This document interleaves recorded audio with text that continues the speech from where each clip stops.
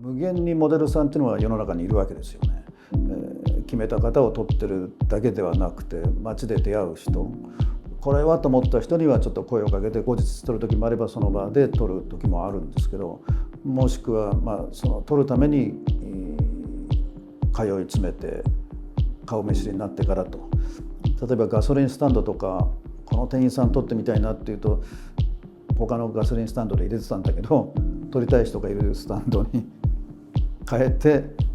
数回入れてから撮るというようなことも随分しましたし、この人撮ってみたいなっていうんで、その人がファッションブティックで働いていて、ちょっと1枚いいですかって言ってまた後日その写真持ってったりして、仲良くなったとかね、そういうこともあります。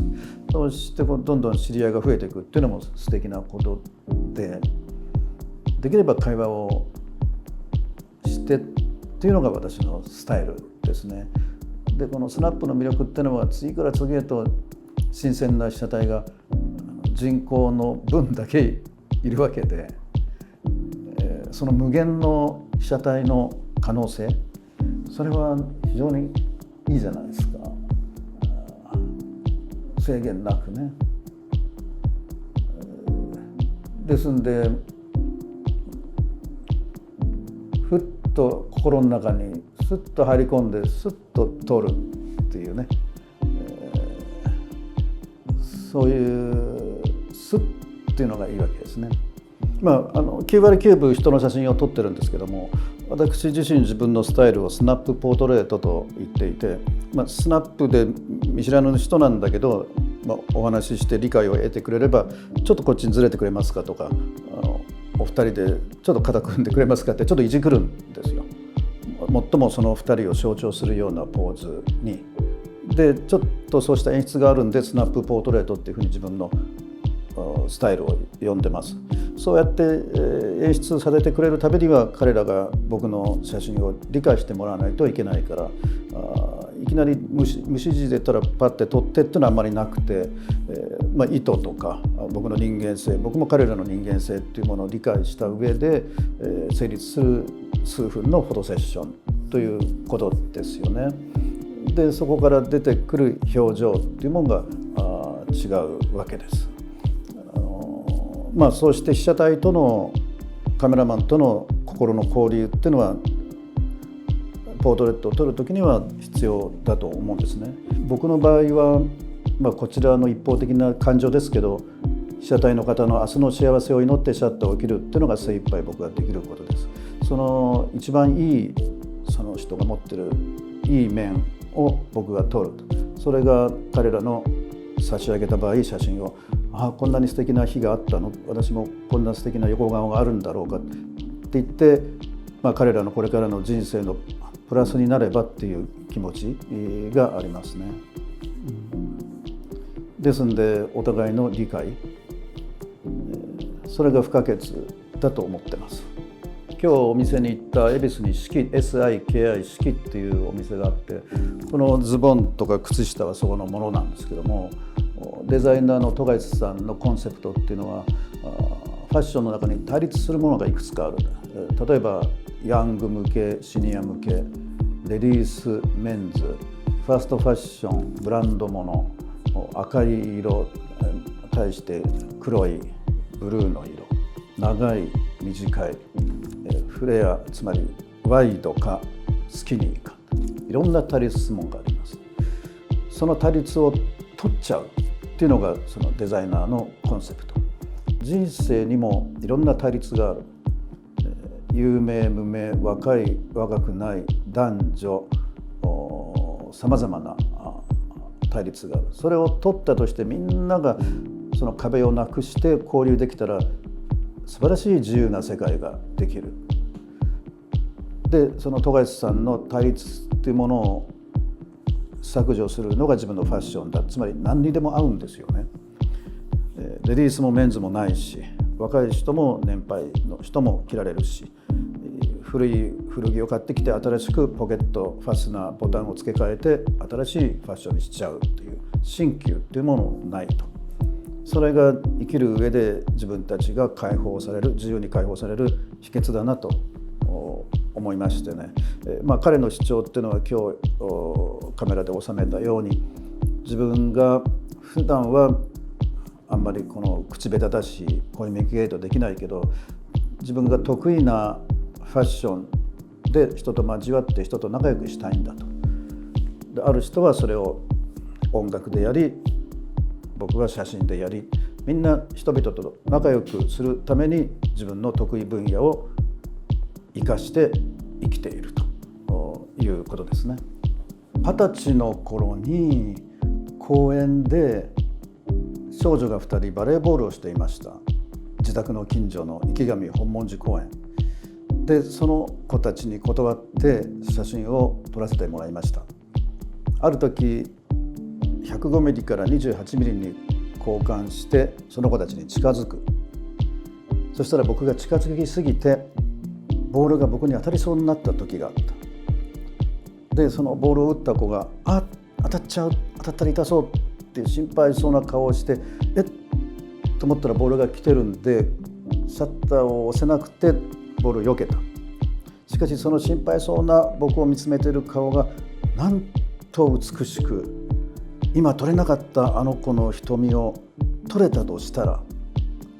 その写真は世界の人の心を温かく平和に優しくする写真が撮れたであろうと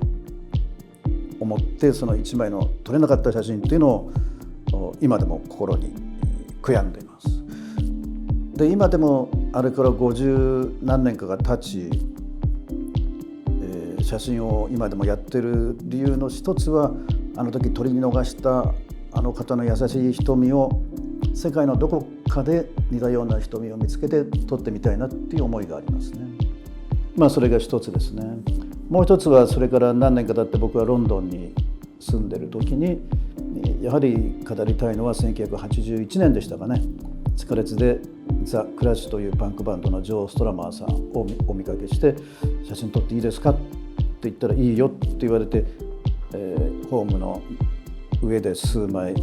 同じ方向の列車に乗って、地下鉄ですから3つ4つの駅で数枚、最後に撮った微笑ましい優しい顔で僕のカメラを見てる折際に彼が「君ね、撮りたいものはみんな撮るんだよ、それがパンクだよ」って言って降りていった。それまでパンクのイメージっていうのはなんか反逆的反社会的暴力的なイメージがあったけど、そういうことじゃないんだと。このパンクのこの中心人物が妥協するんじゃないよ人生は。君写真家なんだったら撮りたいもの撮んなさい。僕が仮に絵筆を持ってたら「君ね、描きたい絵を描いてるね、それがパンクだよ」と。僕がバイオリンを持ってたら「君ね、弾きたい曲を弾いてるね、それがパンクだよ」。僕がちっちゃな子供を抱っこしてたら「君ね、その子の人生の自由を奪ってないだろうね、それがパンクだよ」って言ってたんだろうと思いますね。そうした2つのことが今頭によぎりますが、たくさんありますけど、僕が写真を始めたのが60年代の半ばぐらいなんですね、西暦で言えばね。その頃の写真グラフ誌ジャーナリズムっていうものもすごく今と違って、盛んなものがあって、その多くはカルティ・ブレッソン、ロバート・キャパ、ロバート・フランク、モノクロの作品っていうのが多かったんで、むしろカラーの表現っていうよりかモノクロームのヒューマニティあふれるタッチっていうのがすごく好きだったですね。で僕も初めからカラーにはあんまり興味なくて、それはカラーを撮る作家に任せといて、カラー写真は否定はしてません。夕日の素晴らしい色、植物の素晴らしい緑、カラーがあってこそ表現できるものがあるんですけど、僕は白黒という色を外したところで、その分強調されるであろう白黒のトーンの美しさ、構図力、表情、色というものが妨げになっている場合は色を外して、その人の本質に迫るっていうところで白黒が好きなんですね。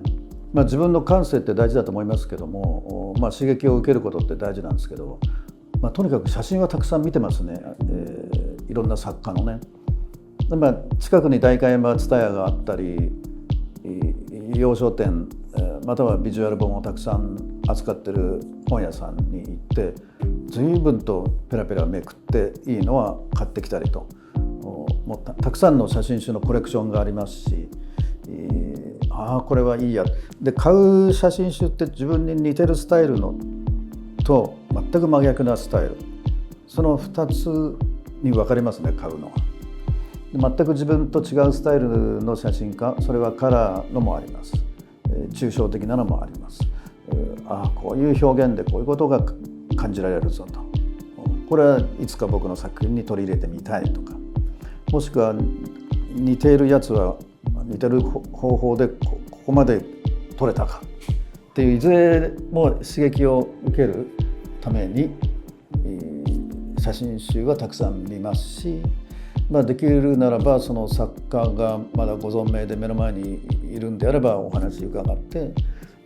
どのようにされてるのかというようなことで、コミュニケーションすると。その一例としてチェコ出身のジョセフ・クーデルカさんというマグナムの写真家、1974、5年ですが、僕ロンドンにいる真っ最中、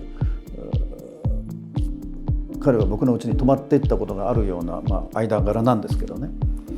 彼の僕が受けた刺激、いろんな作品あります。パレスチナの壁、イグザイル、ジプシーを撮ったやつ、それから、ソ連から侵略されたガランガランになったプラハの侵略の最中のドキュメンタリー、非常にこのヒューマニティあふれるモノクロの写真ですね。で僕も彼も大半をフィルム時代に写真を始めた人間なんで、フィルムというのはここに暗室がありますけども、フィルムを撮ると現像してネガを作ると、それを引き伸ばし式にかけてプリントして、これをポジというとしますね。でクーデルカさんの素晴らしい一言ですよ。写真も人生もネガをポジにするものさって、素晴らしいことを言いますよね。写真家とこうやって交流するの好きです。そうしたことで人々に会ったり写真集を見ることで感性、僕の場合は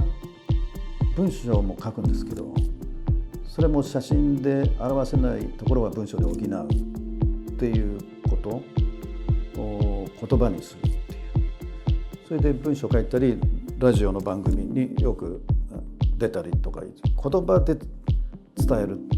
それも写真にまた戻った時に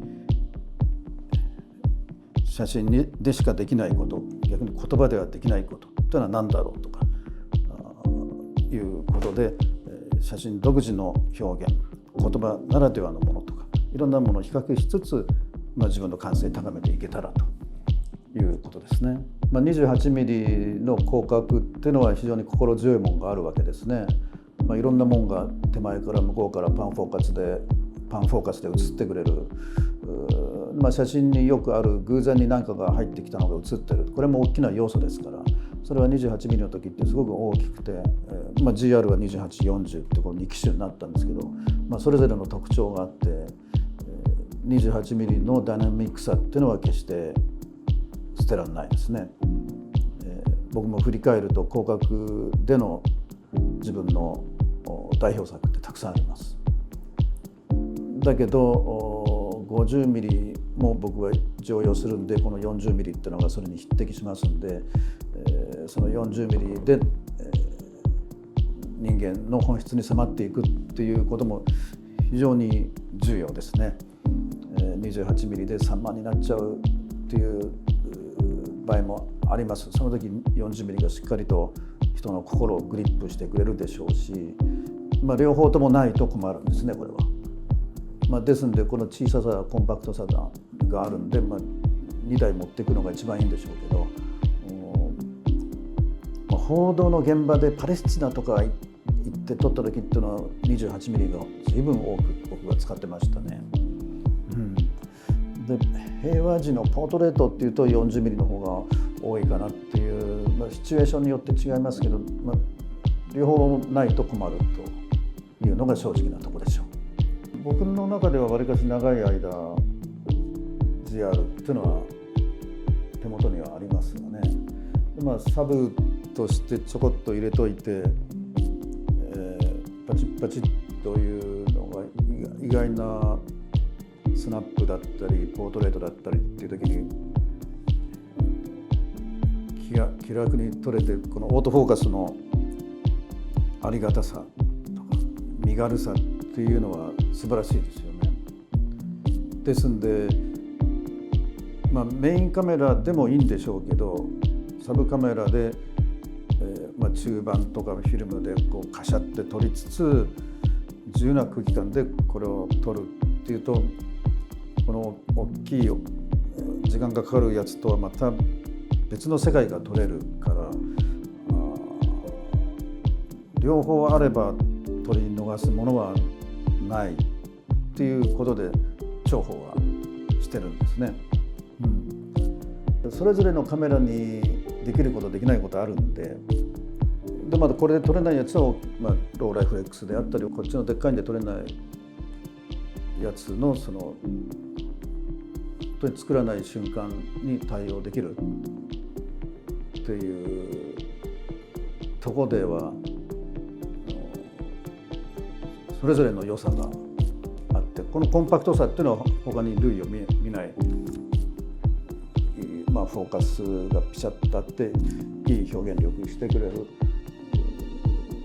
その信頼性はあるんでね、どんなカメラか別に持ってらっしゃるかその人たちによるけども、